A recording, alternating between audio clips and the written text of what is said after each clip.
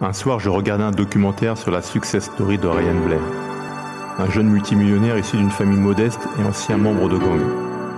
Après avoir été arrêté et mis en prison une dizaine de fois, il devint entrepreneur grâce à son beau-père, chef d'entreprise, qui lui mit le pied à l'étrier et devint son mentor. Le reportage retraçait sa vie, son ascension et mettait en lumière la façon dont son succès personnel avait pu susciter l'espoir auprès de ceux qui connaissaient son histoire et rêvaient eux aussi de sortir de l'ornière et de connaître la réussite. À la fin du documentaire, le réalisateur interroge Doll Brown, un ancien coach de basketball universitaire, ayant remporté le plus de victoires avec l'équipe de basketball de l'Université d'État de Louisiane. Il est nommé 4 fois meilleur entraîneur de l'année. Il lui demande sa définition du succès. Il lui répond alors en lui racontant une histoire. Il lui dit « J'ai un ami qui a écrit un livre sur le succès. Un jour, alors qu'il participait à un congrès de libraires, il dénicha un dictionnaire datant de 1806.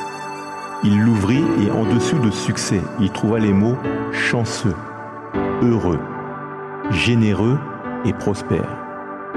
Malheureusement, cette définition a depuis bien évolué et les gens associent dorénavant le succès à la fortune, la gloire, le rang social et la puissance. Ce n'est pas ça le succès. Comme l'a dit John Wooden, le succès est la paix de l'esprit, qui est une conséquence directe de l'autosatisfaction de savoir que vous avez fait de votre mieux pour devenir le meilleur que vous êtes capable de devenir. Alors qu'est-ce que la vraie prospérité ? J'aimerais te donner une définition simple en 5 points proposée par le pasteur Paul Goulet, en te parlant de la prospérité physique, émotionnelle, relationnelle, financière et spirituelle. La prospérité physique correspond au fait d'être en bonne santé. C'est une grâce qu'il faut savoir apprécier.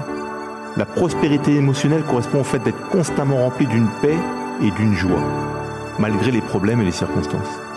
La prospérité relationnelle correspond au fait d'être entouré des personnes que tu aimes et des personnes avec lesquelles tu prends plaisir à leur côté. Elles t'aident à grandir et font de toi une meilleure personne.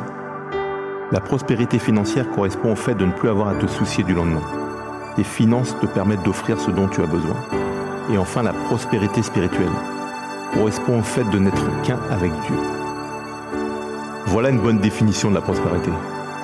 Alors toi aussi prospère, comme prospère l'état de ton âme.